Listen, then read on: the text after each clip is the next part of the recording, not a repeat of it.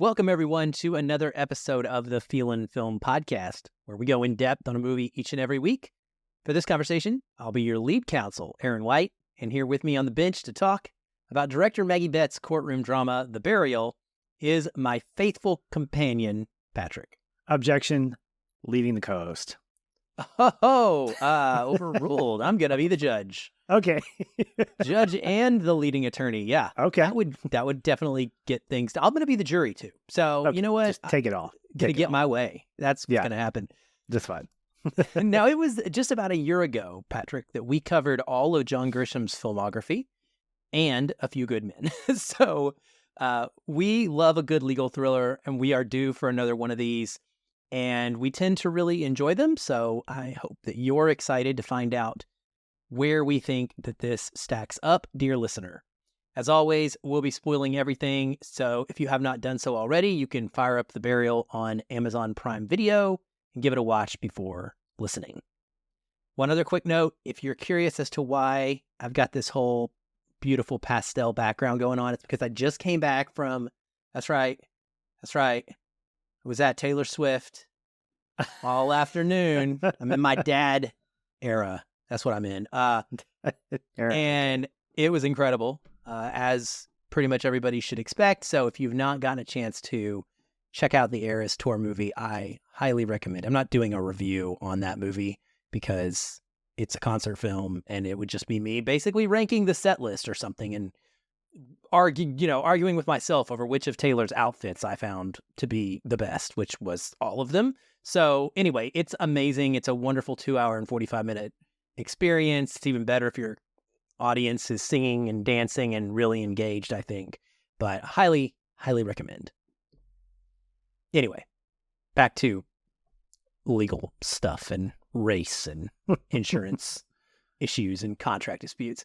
Right. Well, to recap the main plot points here, for anybody that watched this and it's been a few days before you are listening to the episode, or maybe it's weeks or even months after you've seen the movie, the main plot revolves around a man named O'Keefe, played by Tommy Lee Jones, whose family business is that he owns multiple funeral homes in Mississippi. I think he owns about 8 of them in real life. This is based on a true story. Can't remember exactly how many there are in the movie. But he also would sell a funeral insurance out of his own funeral homes that he owned. Well, he gets into some trouble with state regulators and is concerned about his ability to pass down this legacy, this family business, to the people that come after him, his grandchildren in particular. And in order to save the business, he ends up connecting with this man named Ro Lowen of the Lowen Group, who is a Canadian who also is in the funeral home business. And he agrees to buy up like 3 or 4 or whatever of O'Keefe's funeral homes in order to keep him from going under. And along with that, they kind of make a gentleman's agreement when they meet that Ray Lowen will not sell his own insurance in these funeral homes. That contract is never signed, I believe, is how it goes for Lowen. He never actually puts pen to paper, and things start to go poorly, and so it gets to the point where O'Keefe is going to sue him, and that's pretty much what our film is about, is the trial, and him suing Lowen for this breach of contract and the revelations that kind of come out of that regarding Lowen's behavior and treatment of people in the South. Patrick, what did you think kind of overall of this? Did it hit that John Grisham mark for you? Did it kind of scratch that itch, or not so much? Well, it definitely started out like a John Grisham story, complete with taking place in the South, the nice music, the jazzy whatever. And I was like, okay, this is like John Grisham if he didn't write a book turned movie. But it felt more like the client in terms of like what I expected versus what I got. And, coincidentally, Tommy Lee Jones is in both of those. I think that the way that I describe this movie is I feel like it makes a mountain out of a molehill because of some of the things that are explored for the sake of exploration versus the actual interest of the case. There's an interesting moment in the film where one of the witnesses is talking about contract law, and the camera pans across all these jurors who are incredibly bored. And that's not how I felt. I didn't feel bored talking about this, but I felt like this was kind of the expression of, okay, this story doesn't hold a lot of water. It wouldn't really have a lot of interest. So let's apply what was an undertone, the racial side of things, and let's really blow that up. Let's really sort of put some thumbs to it. There was another scene where you have, I think it's Willie Gary's talking to members of the black, I don't remember what it's called, the Southern Black, Southern Baptist.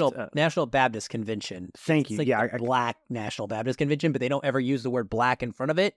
So it's kind of confusing because you and I know about Southern Baptist Convention, and I was confused the whole movie. I was like, wait a second, why is it all black? It's not all, but it is a specifically black. The Black Baptist National Convention, right, yeah. And so there's a scene that takes place where Willie's talking to one of the guys about, after they discovered that whole thing, and he takes him on this tour of this beautiful like field, and he said, this is a cemetery. It doesn't have headstones because of the fact that it's got buried slaves and history has been put on top of history. And at that point, I'm thinking, okay, what story is being told here? Because we've gotten away from Jeremiah O'Keefe and the contract law. And I get it. It's not flashy. It's not a Willie Gary case. And so for me and my wife, she watched about half of it before she decided to go to bed. And she kind of said the same thing after only watching out. She goes, it was kind of tonally weird. Like it seemed like it was supposed to be a comedy and a drama. And I was like, definitely that's what it's listed. And so there were times when I felt like, am I supposed to be laughing at this part, or am I supposed to be taking it seriously? Because there were like humorous moments that were supposed to be intentionally funny. And then they were juxtaposed a scene later with like, okay, there's some like somber music here, and I'm supposed to be caring deeply about this character, about what's going on.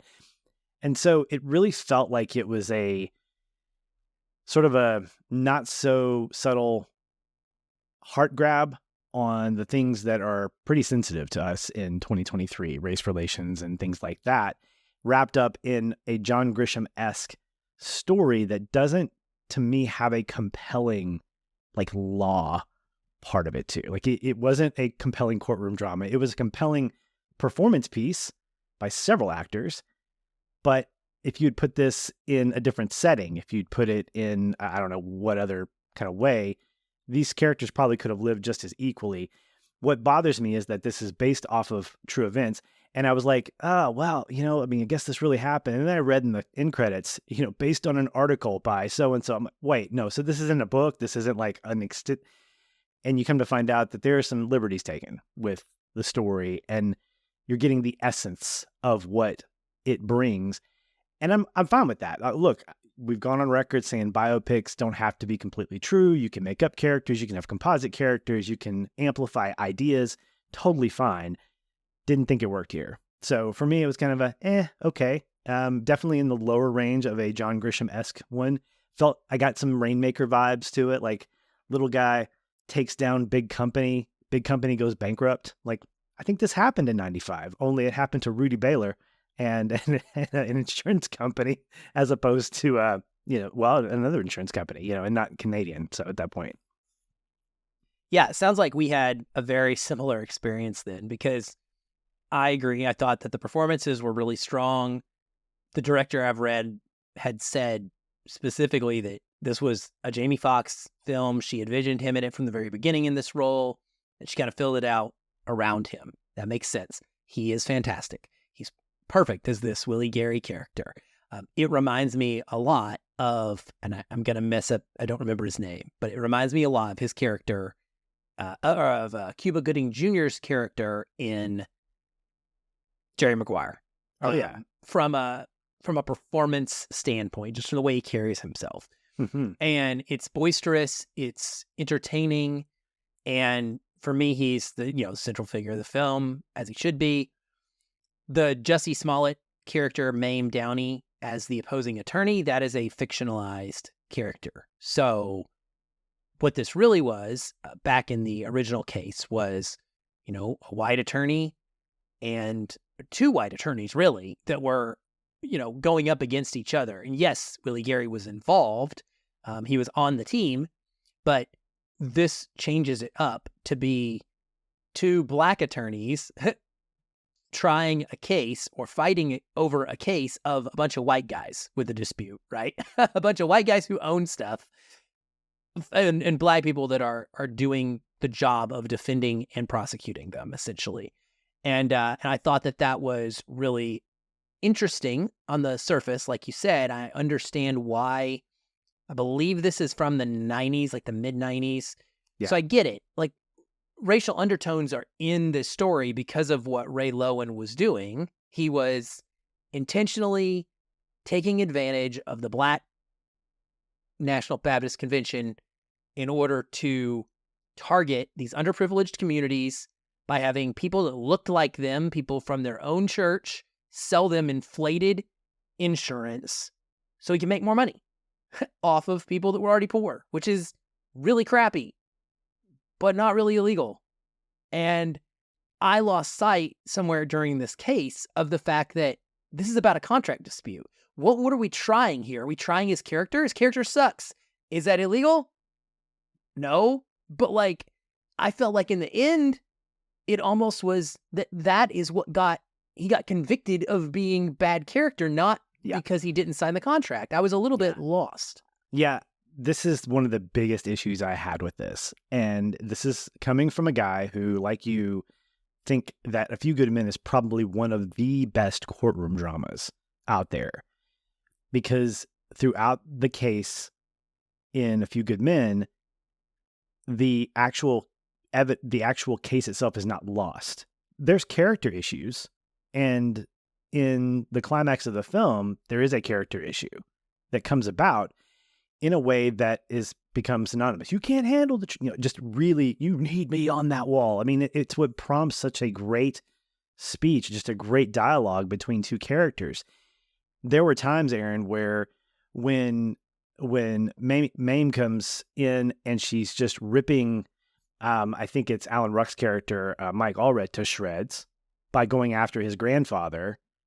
And then later on, Willie's like, well, he says, you can't blame me for something my grandfather did. And I'm like, amen, sir. You're not your grandfather. You can't forget about your past. And that kind of gets smashed at the end, which prompts all the lawyers except Willie to leave. I felt like that was a little bit melodramatic. And then contrast that with Willie when he's interviewing Ray, when he's crossing Ray, and he talks about, how much did you pay for your boat? Just tell me how much. And he goes off on this tangent and loses the courtroom. Like it's a it all gets stricken from the record. This is one of my biggest gripes in any legal movie is when the whole point that gets made within the trial is something that is not even admissible, but then it actually matters. And it's like that's not how law should work. No, because you can't unsee something. You can't unhear something. And so what I found was that there was very little realism when it came to cross-examination, when it came to getting up to witness. Like at one point, he comes up to him and he goes, let me ask just one more question. And I'm thinking, you didn't ask to approach the witness, sir. So you don't know. You don't know courtroom law. And I know it's so anal to think that way, but when you're doing courtroom drama, you have to understand the rules. You have to understand the permission that you have. Just like when you do a time travel movie, you don't just say, we're going back in time. Set your rules and stick to them. Courtroom dramas have certain things that have to happen. You can have a boisterous lawyer, but if you have a boisterous lawyer who is testifying with a defendant who is saying, objection, objection, objection, and the judge, you don't even hear the judge say overruled, you've lost. Like, you've lost me as an audience because I'm like, this isn't real. This is not real courtroom drama. It's just a guy who, as set up at the beginning of the film, is just being extemporaneous, except from a pulpit. He's doing it from a bench. He's doing it from a table.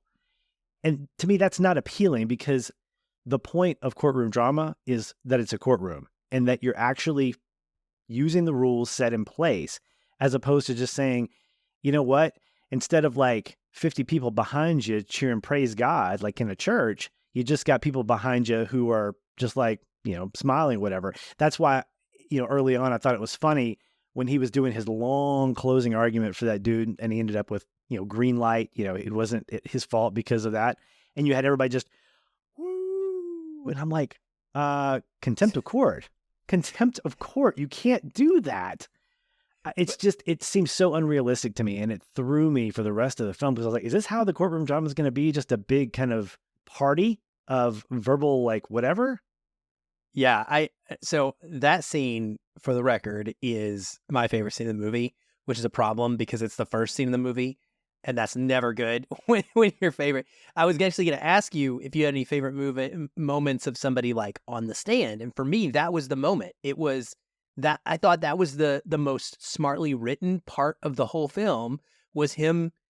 It showed a personal injury lawyer in the way that we think of them. They're not necessarily, I wouldn't say a snake, because Willie Gary's a good person, but he was very clever and careful and calculated about the wording he was using and his ability to twist a situation where his client was drunk into him winning on a technicality, and he's right on the technicality. So he is smart. You learn that, but you also learn that he's willing to do anything to get his win because that's what matters to him. Anyway, I love that moment, but I agree with you. Like, it doesn't quite translate. And for me, I think the biggest part of that and problem that the movie has is that it's so focused on making this point about race and the use and abuse of underprivileged people. The case is not interesting to me at all. Like, there's nothing. So what? So somebody breached a contract. Who gives a crap? Honestly, like, this is not movie material. I mean, the empathetic part of my humanity cares, right? But like, I don't want to watch 2+ hours of us getting to the point. There's no mystery. This is where it's not John Grisham. It's not there's nothing that is revealed that is interesting. There's no, like, we're going to find out the secret within the truck. No, none of that happens. There's no surprise here. And it's really drug out to get to this point. And I felt like, Maggie, the director, Betts, she really, to me, wanted to make a film that is a drama and talks about race in the South and race at this time period. And that's fine. That would have been fine. But I just did not feel like this was a great vehicle to do. It could have been a great vehicle if you would have had it be like a true 50-50 situation where there was a case that was actually being explored and had us riveted, wondering who did what and what was going to come out and where was it going to end.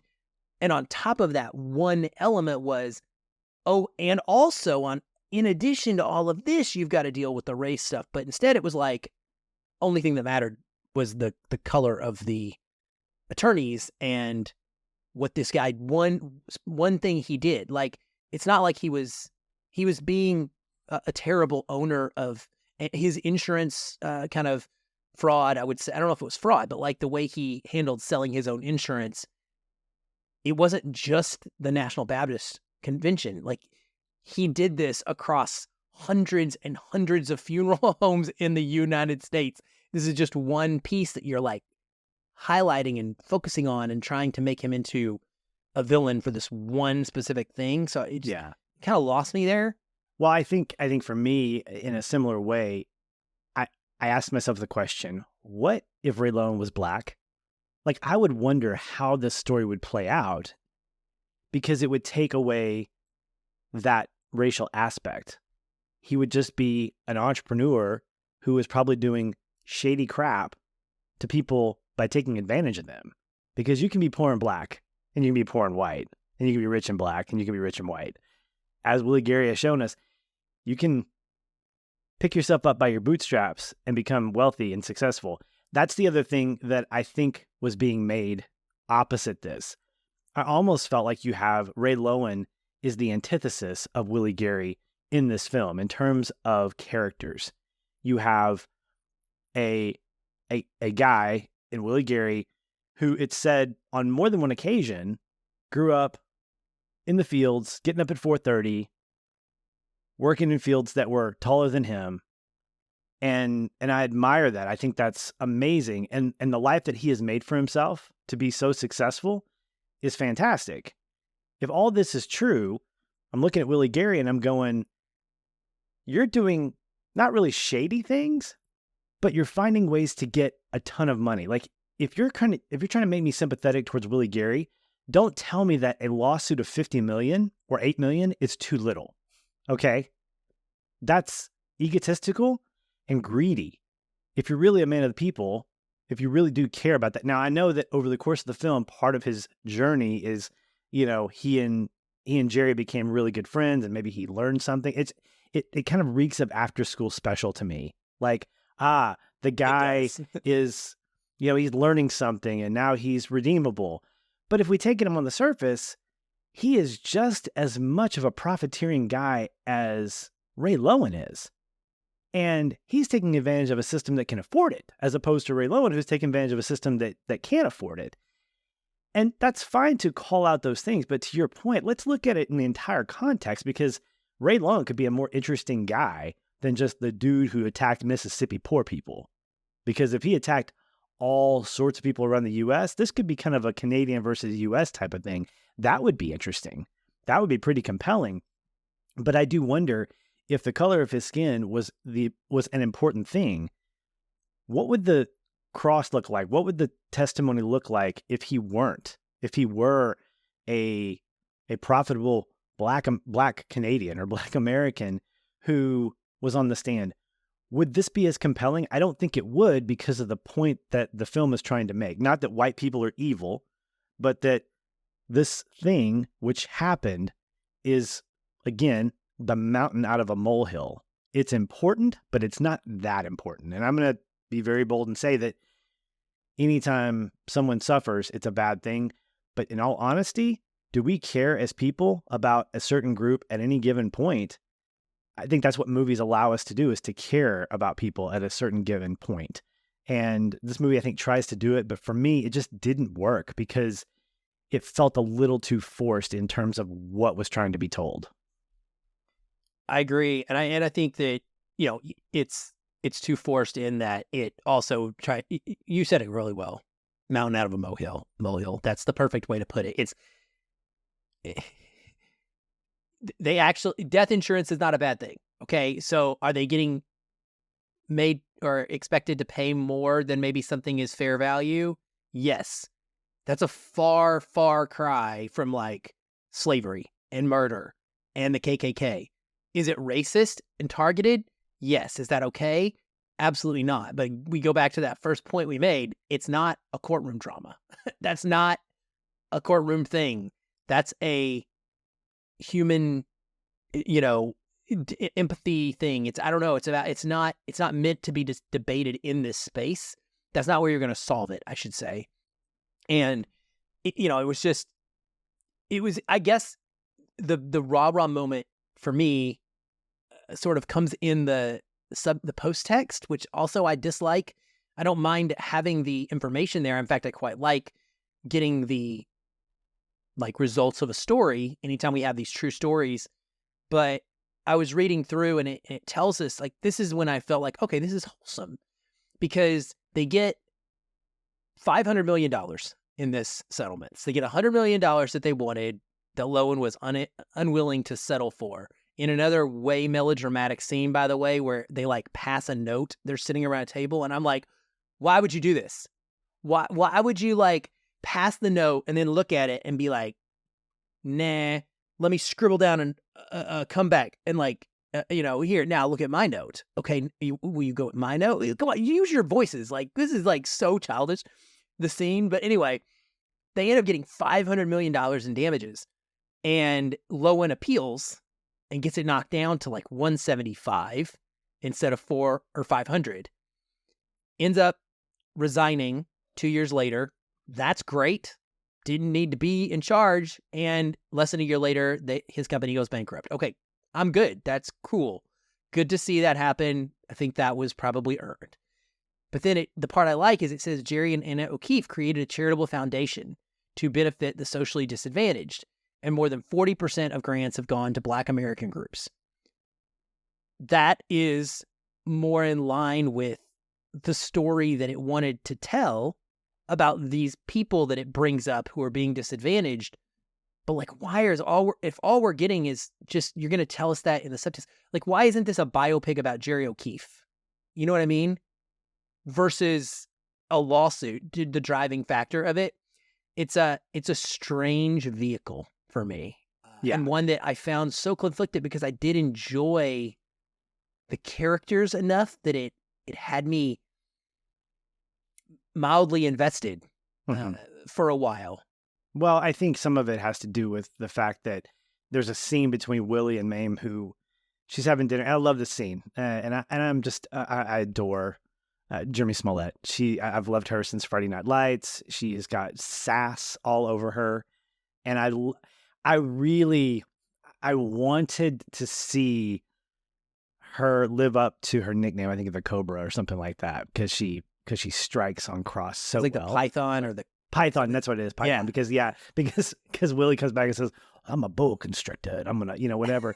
And it was set up to be such a great kind of back and forth type thing. And a couple of times they did that where, in their opening statements, he was making statements and they were crossing it over to her, and I loved that. I love the kind of back and forth because it set them up as equals. But I think the reason why this was not a Jeremiah O'Keefe biopic is what you mentioned earlier. Willie Gary's character was vaulted above what his actual impact was. And the scene between them in the bar of the hotel, when it shifts over to Johnny Cochran doing, if it doesn't fit, you must acquit. Now we've got this motif put in our head of okay, so we're looking at the Mississippi version of Johnny Cochran, and that's what he wants to be. And then at the very end, it just gets bookended where she's like, Johnny would be proud. And I'm like, he sure would if you were that real, because this is not who he is. I don't know. Okay, I say that. I don't know who Willie Gary is. But the fact that you're putting him front and center when he really wasn't lead counsel at all, he got pulled back. And then I don't know if all that fallout happened, but because you're amplifying Jamie Foxx's character, Willie Gary, you have to diminish somebody else. And it can't be a Jeremiah O'Keefe biopic because Willie Gary would be a supporting character. And that's not to say that, well, she didn't respect Jerry, his character. It had to be, but in fact, it had to be about Willie Gary because this was really a Willie Gary story, not a Jerry O'Keefe. And I don't think that's doing a great service to the story that Jerry was a central figure in. When he said, when Mame crosses him and brings up the whole thing about the bad business decision that led to a dude going to jail, I was like, wait a minute, let's talk about that. That's interesting.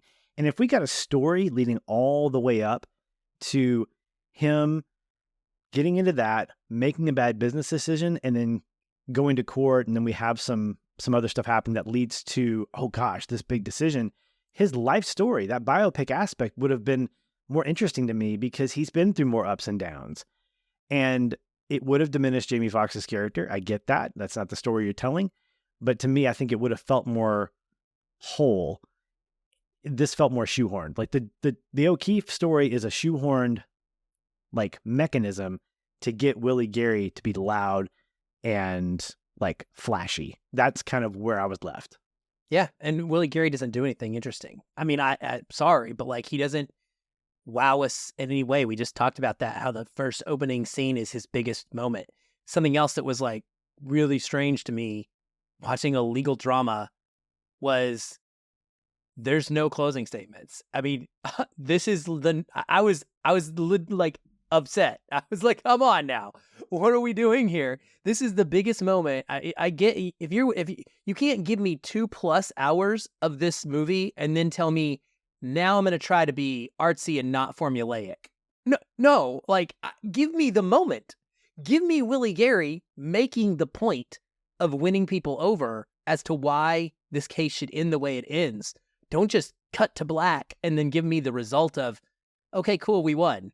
I felt a little bit off. I'd read a lot of takes about this and people calling it a very normal crowd pleasing and rousing legal drama. And I was left completely the opposite of rousing because of this. I was like, no, there's no rousing moment here at all.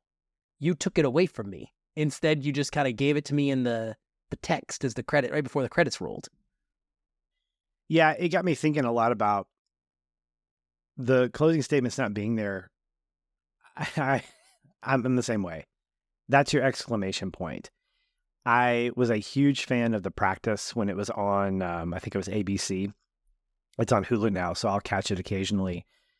And it's a fantastic procedural thing because it's basically good courtroom drama wrapped up in, 45 minutes weekly.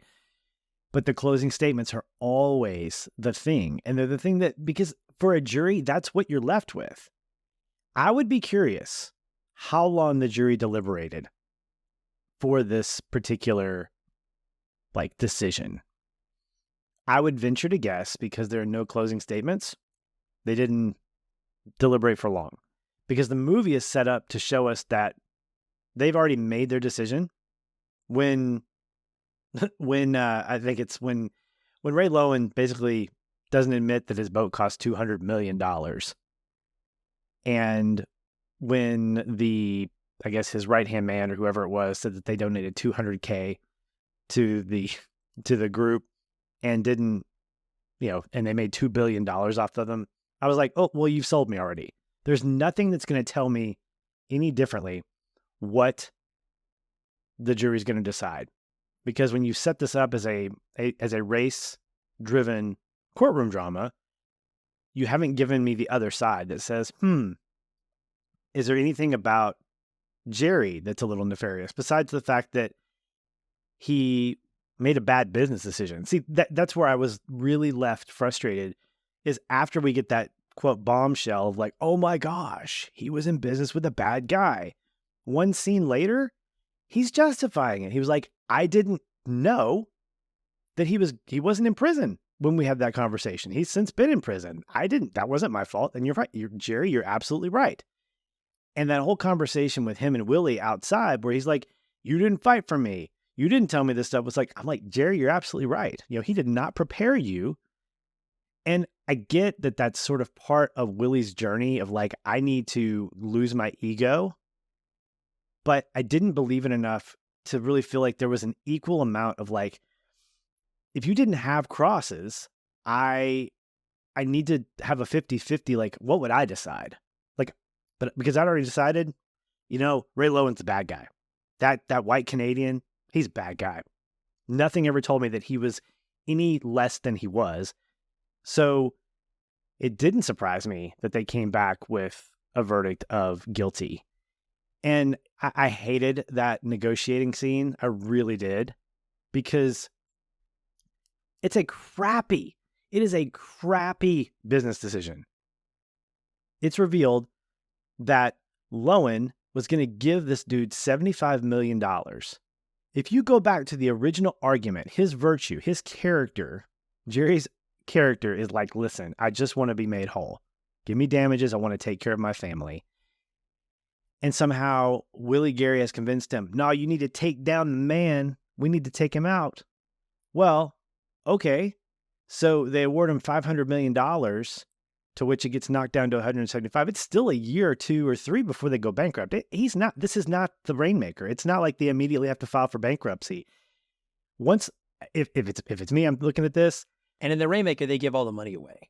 That's the difference. Like, it's... Well, no, they would. See, in the Rainmaker, spoiler alert, they win the settlement, but immediately the insurance company goes bankrupt, so they can't pay that enormous settlement. Their plan was to give it away. Absolutely, yeah.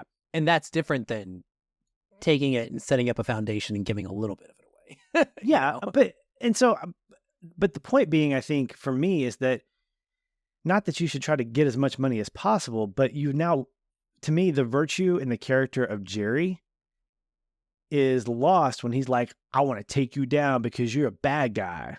I'm like, yeah, he is, but you're not the giant killer, dude. You're not. You're one town, you're one guy out of many. And kudos to you for beating him. But aside from just bad character decisions, he didn't do anything illegal. And I can't really fault the guy for being shady. I wouldn't do that. And I think it's always good. But the thing is, Aaron, I was thinking about this the whole way through. It's like, listen, watch these lawyers from both sides. They are devaluing characters all over the place. Like, I think it's, who is it? I think it's Mame who goes after and says, oh yeah, whoop-de-doo, he denied a permit to the Ku Klux Klan. I'm like, I think that's a big deal. I think that's something. And then she turns around and starts defaming Mike Allred for having a grandfather who is in the Klan that's not even connected to him necessarily. It's so inconsistent with, like, okay, do you value character over other things? And if you do, how far back does a person's character have to be defamed in order for his current, like, persona to go down the toilet? I found that really, really just frustrating, because it's like, when are you not guilty? Like, you're going to find something in the past. If I go on the stand, you're going to find something in the past not related to what I'm on the stand for, and that's going to defame me because I wasn't perfect when I was 16 years old. I wasn't perfect when I was 24 years old. And it just frustrates me because it feels like a cheap shot, especially in a courtroom drama, when the facts are what you need to be looking at, not the emotions, not the nonsense that really what this drama is showing us. Like, you're not perfect. You're a jerk. You treated people badly, so you're out $500 million. And that's the message I got from all this. Yeah, I'm with you. The Mike Allred part of it, you just brought him up briefly or mentioned him, and I was thinking about this, and his character arc wasn't fully satisfying for me either, because he was set up well from the very beginning to be the classic ingrained bigot in the South. The first time we see him, he calls Mamadou Athi's character son. And I actually noted it well before the movie brought it up. He did it a couple times, and I was like, man, you're that guy. But he is never outright racist, right? He makes that comment, and he acts surprised that he is a lawyer. But then he is seemingly accepting of everyone around him when they come in. And he is called out for his bigotry, point blank, to which I think he says he's like, I'm working on that or something. At one point during that whole grandfather's not a Ku Klux Klan, and everybody decides to leave and walk out on Willie Gary's team. But I just didn't feel like he was created as this character, and I was like, okay, give me an arc with him. Where's his arc going? Like, is he going to learn something from this experience? He's working with all of these African-American attorneys that are clearly knowledgeable and smart. Is he going to confront these, long-held, ingrained beliefs in the way of behaving that he has and change for the better? And we never find that out. And it was kind of like, I guess in real life, that's realistic. But in a movie, I want a resolution. I want to know, if you're giving me that character with the intention of using him to prove a point, you've got to kind of go all the way one way or the other. You've got to show me that he can change, or show me that he was not ever able to change because it was just too tough for him, because that's how he grew up. Like, but don't just use it as a point to make and then walk away from it and just drop it. And I felt like that's kind of how this was handled. It was like a lot of these little ideas, and it just is not tight enough. Yeah. One of the scenes that bothered me was right before they crossed him. He was, I guess he had taken over as lead counsel, and he said something, I don't remember who he was talking to, but it had to do with, he made some kind of like racial comment. And at the end of it, he said, sorry, withdrawn, I was doing this. And he said something to the judge like, but I do take objection to her tone. And she's like, oh, what? And then the next scene is this back and forth where she's just ripping on him with her lawyers, at the same time cutting to footage of him just laughing with all the other lawyers that are on his team. Like it's the most bizarre thing because she's making fun of him. And then the scene later, she goes off on his grandfather being a Klansman. And so in my head, here's what I'm seeing. Mame, you're stupid at this point because clearly he doesn't have an issue working with Black people. He doesn't have an issue. Like he's gotten to know these folks. And without context, I just assume that he's not prejudiced because he hasn't had an arc to say, I had a problem with you, but now I don't. Yes, there was that one moment with Hal where he calls him son. So I get that. But clearly he doesn't have an issue and nothing has shown me otherwise apart from those couple of things. And I think for me, where I get bothered is that it doesn't feel like it's more than one perspective. I know that that's okay sometimes. It's okay to have a biased vantage point, but it's difficult when you can't show me anything virtuous about the other side in order to give me a good contrast. So I think about Aaron Sorkin, who has very liberal viewpoints as a person.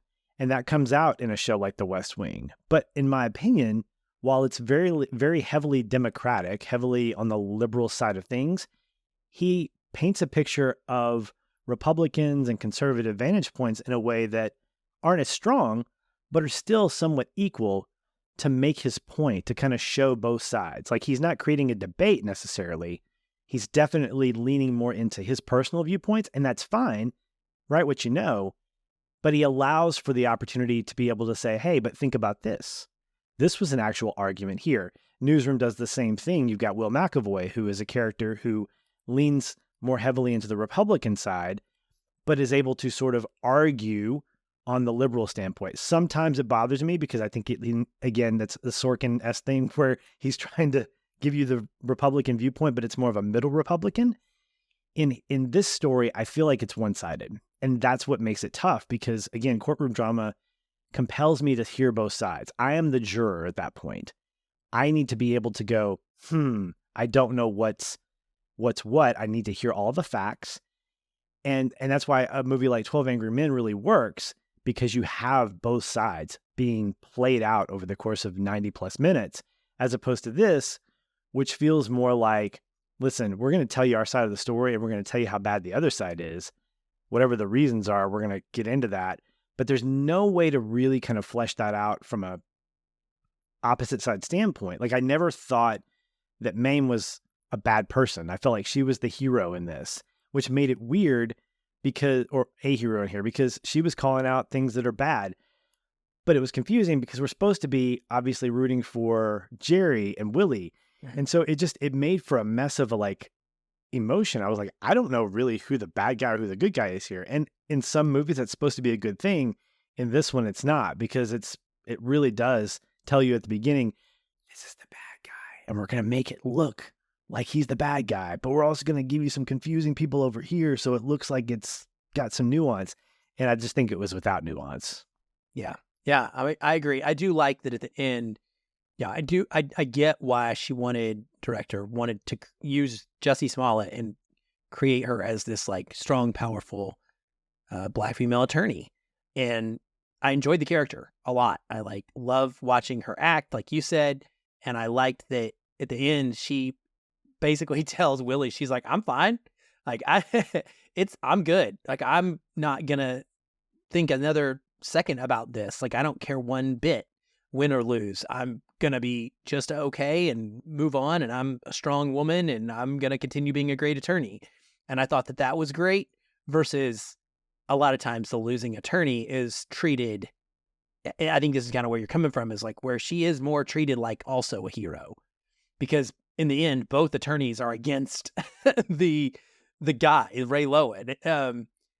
So yeah, it's a weird thing to do as a courtroom movie. It just doesn't quite hit the formula. Is there anything else you particularly liked about it? Any scenes? I will point out one that I loved, which was Tommy Lee Jones very briefly trying to sing Tony, Tony, Tony.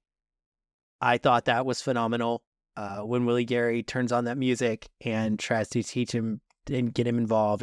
I loved that small, friendship building piece between the two of them. Yeah, I think for me it was when Jerry meets Willie's wife, and he apparently Absolutely. spends every Saturday with his mom. Which again, we're this is the first time we're getting a humanization of a guy. You know, if you own your own 737, it's kind of hard to bring you to my level. But I really like that scene where she says, "Let me get my keys." He's like, "No, no, I don't want to. I don't want to impose that. Your family, you know." And she takes him out there, and they have a conversation. And he finds out that, he's had 13 children and that Willie is one of like 12 or something like that, number 7. It was just, it's nice because it creates that human element that Willie behind the gold and behind the plains, like he comes from salt of the earth roots. He's a human being, just like Jerry is. And I like that. I wanted to see more of that. I think that their friendship is somewhat compelling because it says at the end credits that they remained friends for a long time, and it made me, for some reason I kept thinking of Andy Dufresne and his buddy Red. Just they're hanging out at Zihuatanejo, just building boats and stuff like that. So I think the movie left me wanting for a lot of things that I think could have been fleshed out a little bit more, because there were pockets of like, that's interesting, but they were all sort of means to an end that, while I believe is virtuous, it wasn't really interesting as a story. Yeah, same here. And the other one I liked, just a single weird funny scene, was when Willie, Gary, and the team are first going into the courthouse, the very beginning to the Lowen case, and he stops everybody and he's like, can't split the pole.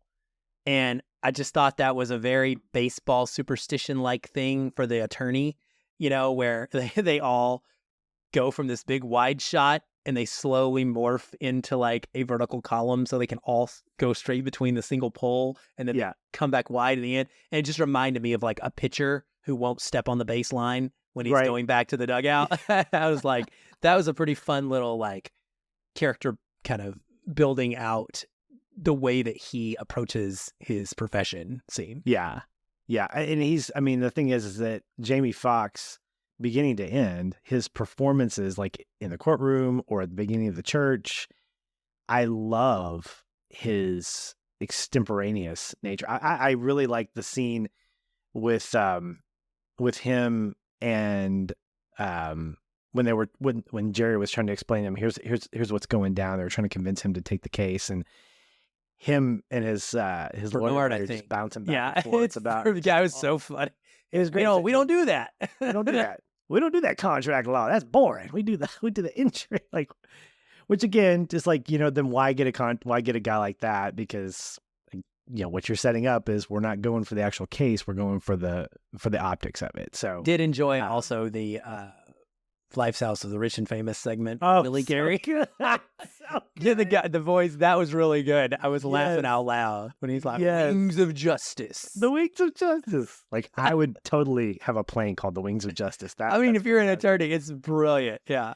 So true, confession here. When I saw the trailer and I saw the first, like, I guess it was probably 15 seconds of it, not knowing it was a courtroom drama, I saw the Wings of Justice. And then I saw a church scene, and I was like, "Oh my gosh, is Jamie Foxx playing like a name it, claim it preacher? Because this is going to be good." Like, and why would you call it The Burial? And then I realized it was a courtroom drama. I was like, "All right, well, let's see where this goes." So, but yeah, Wings of Justice, great plane, great name, and aptly for a guy like Willie Gary. That was another thread that never gets touched on. Is he a preacher or was he guest preaching? And if he's a preacher, where did that go? Like, he just on the side, he's a reverend? Like, where? I don't remember it coming up ever again. Did I miss that? I think so I don't know where that takes place in the timeline. That's the thing, is I thought it was the seems like, I think it was. It's like the first scene. Yeah. Or second. Yes, it's the first scene in the movie. But I almost wonder if he, because of the events that take place in the movie, he's now friends with the Black Convention, the Black Baptist, whatever, and this is his way of saying, here's my blackness or whatever. But I don't know. I think it's just a way to show that when you contrast that with his courtroom scene, I think one scene later, he is compelling. Like the translation is, this is a compelling guy that holds an audience, whether it's a church or whether it's a courtroom. Right. But yeah, you could have started off with his closing argument in the courtroom. That would have been enough for me. I didn't really need to see this moment where he is guest speaking, preaching, whatever. Maybe it was for sympathy, maybe to remind us that he's a child of God or whatever, but very much I guess I would call it a stereotypical Southern Black church experience that, isn't probably accurate everywhere, but, just capturing what that would look like. Just very... Yeah. Anyway, just weird that it didn't ever come up as far as him being a reverend or whatever wasn't a major part of his character development in any way after that. Yeah, right. So kind of another loose thread for me, but that's all I've got. Yeah, that's all I have too. And this was fun. And check it out. It's on Amazon Prime. If you've listened and you haven't seen it, I haven't spoiled hopefully too much for you, except the ending and everything in between. But yeah, check it out if you so desire. Next week, we're checking out Killers of the Flower Moon, Martin Scorsese's latest film. I'm going to make sure to take a nap beforehand and pray for intermission. This thing is 3+ hours. So I'm getting my caffeine fix. I'm going to take a big giant tea into the theater, and Aaron's going to tell me in his press screening when to go to the bathroom. So yes, I'm hoping to see that, but I know you're really excited, Aaron. I went during All Too Well in the Taylor Eras Tour movie, just for anybody listening. I was dying because it's 2 hours and 45 minutes long before you count the 20 or 30 minutes of trailers. So it's also in that 3-hour total range. And I was waiting patiently. And I was like, okay, I know when she does All Too Well, I'm going to get 10 minutes because that's how long the song is. So I was able to time it perfectly. And I got in and out during All Too Well. I got to sing the beginning of it. I went during the middle when it gets a little more instrumental, and I got back and was able to sing the end and back in my seat. So I'm good at this. I will find you the right time for Killers of a Flower Moon to go to the bathroom. I appreciate that. That's good stuff. So be looking for that next week. In the meantime, have a great one. Watch a lot of good stuff. Just enjoy it. Thanks for another great conversation, Aaron. We'll talk soon. Hey everyone, thanks again for listening. If you enjoy the show, we'd love to hear from you. You can leave us a review on iTunes or wherever you're listening. These help increase visibility for the show and grow our community of listeners like you. We also invite you to connect with us further by joining our ever-growing Facebook discussion group. A link to that is in the show notes, or you can just search on Facebook and find us that way. If you'd like to continue the conversation with me, you can follow the show on Twitter @FeelinFilm, or connect with me in the Facebook group. I'm very active in both places and would love to chat. And if you want to connect with me, you can find me at Shoeless Patch on both Facebook and Twitter. Be sure to tag me in any comments so that I'll be notified and not miss you. Once again, thank you for listening. We'll be back soon. Until then, stay positive. And keep feeling film.